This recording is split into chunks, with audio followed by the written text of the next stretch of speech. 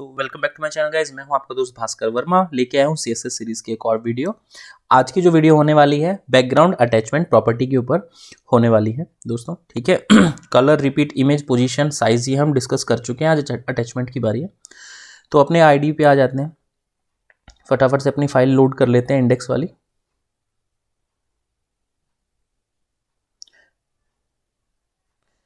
Okay, ठीक है।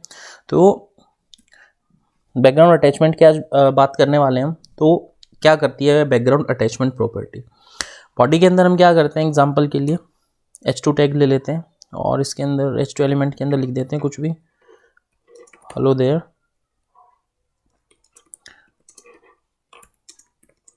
आई hope you all fine. Okay, तो मैंने एक लाइन ले ली है, इसे क्या करता हूँ मैं, कॉपी पेस्ट कर लेता हूँ सेवरल टाइम्स। ओके, ठीक है, थोड़ा सा और कर लेता हूँ, डन। रिजल्ट देख लेते हैं। ओके, अभी क्या हुआ कि वेब पेज के ऊपर आपका जो है, मैंने ये H2 एलिमेंट्स ले रखे हैं काफ़ी सारे, जिसकी वजह से वेब पेज पे यहाँ पे आप देख रहे होगे स्क्रॉल आ गया, ठीक है। तो बैकग्राउंड अटैचमेंट प्रॉपर्टी का यूज़ यहीं पे है। क्या है, स्टाइल करते हैं, selector body, then background image URL img1.jpg image use करूँगा मैं, और बैकग्राउंड रिपीट, नो रिपीट, ठीक है। रिजल्ट देख लेते हैं। मैंने क्या किया कि बैकग्राउंड में एक इमेज लगा दी, ठीक है, और ये आपके काफ़ी सारे H2 मैंने एलिमेंट ले लिए हैं यहाँ पे। अब जैसे हम इसे स्क्रॉल करते हैं, आप देखोगे कि इमेज भी स्क्रॉल हो जा रही है। जहाँ पे इमेज खत्म हो जाती है वहाँ पे फिर प्लेन आपका जो है बैकग्राउंड आ जाएगा। इस चीज़ को फिक्स कैसे करते हैं कि ये जो आपकी इमेज है ये यहाँ पे स्टेबल रहे, फिक्स्ड रहे, और ये जो टेक्स्ट है ये ऊपर नीचे चला जाए, जो भी उसके ऊपर के एलिमेंट है वेब पेज के।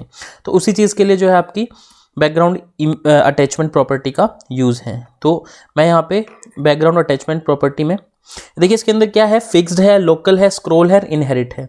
इनहेरिट का मतलब आपको पता है कि अगर ये अपने किसी पेरेंट का चाइल्ड है, ठीक है, किसी पेरेंट एलिमेंट का चाइल्ड एलिमेंट है जो ये बॉडी में यूज़ कर रहा हूँ, ठीक है, तो वो क्या करेगा, अपने पेरेंट से सारी की सारी CSS के अंदर जो भी प्रॉपर्टीज़ हैं वो इनहेरिट कर लेगा। ये पिछली वीडियो में मैंने आपको बताया था, आप चेक कर लीजिएगा। उसके अलावा स्क्रॉल, लोकल और fixed. Scroll by default properties की स्क्रॉल ही होती है। अभी जो हमने देखा था, इसे स्क्रॉल यहाँ पे करके सेव करेंगे, रिफ्रेश करेंगे, आप देखोगे कोई फर्क नहीं पड़ेगा, वही इमेज ऊपर जा रही है, ठीक है। तो बाय डिफॉल्ट जो होता है बैकग्राउंड अटैचमेंट वो स्क्रॉल होता है।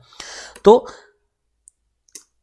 आज हम जो है इनके बारे में बताऊंगा मैं आपको कि फिक्स कैसे करते हैं इसको। तो फिक्स्ड प्रॉपर्टी का आप यूज़ करके बैकग्राउंड की इमेज को यहाँ पे फिक्स कर सकते हैं। मैं रिफ्रेश करता हूँ और देखिए अब मैं स्क्रॉल करता हूँ तो इमेज बैकग्राउंड में फिक्स है और यहाँ पे टेक्स्ट है आपका जो वो ऊपर जा रहा है, ठीक है।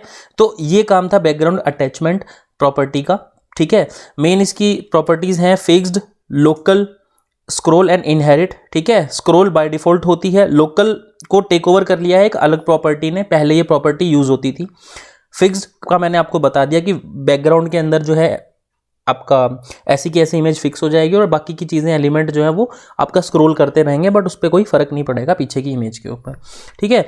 लोकल का क्या काम था, जो आपका एलिमेंट होता है, मान लो, ठीक है, इतना आपको समझ में आ गया होगा फिक्स्ड कि हम फिक्स कैसे करते हैं। तो ये मेन अपना ये था कि हम फिक्स इस तरीके से करते हैं, ठीक है, background attachment fix property use करके।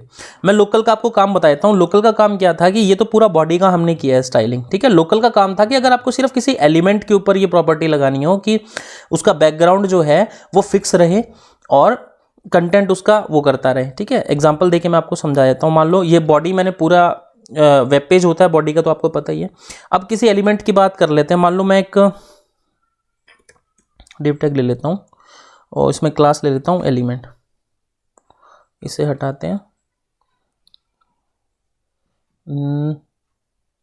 ओके, यहाँ पे मैंने डिव क्लोज कर दिया। अब क्या हो गया, बॉडी के अंदर डिव एलिमेंट हो गया, ठीक है, जिसकी क्लास क्या है एली। तो मैं क्या करूँगा, यहाँ पे एलिमेंट क्लास को कॉल कर लूंगा। अब क्या हो गया कि मैंने पूरे वेब पेज पे ना लगा के बैकग्राउंड अटैचमेंट जो है एक सेक्शन है डिव जिसका नाम है ELE, उसके ऊपर मुझे प्रॉपर्टी अप्लाई करनी है। मैं इसे सेव कर देता हूँ, सॉरी।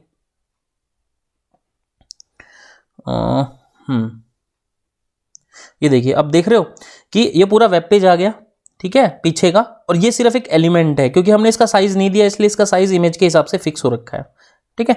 अब इस प्रॉपर्टी को हम यहाँ से हटा देंगे। अब बात हो रही है सिर्फ एक एलिमेंट की, और एलिमेंट का साइज कितना है? एलिमेंट का साइज है हाइट मान लो आप 800 पिक्स, ठीक है, विड्थ मान लो आप सेम ही ले लो 800 पिक्स, ठीक है, बॉर्डर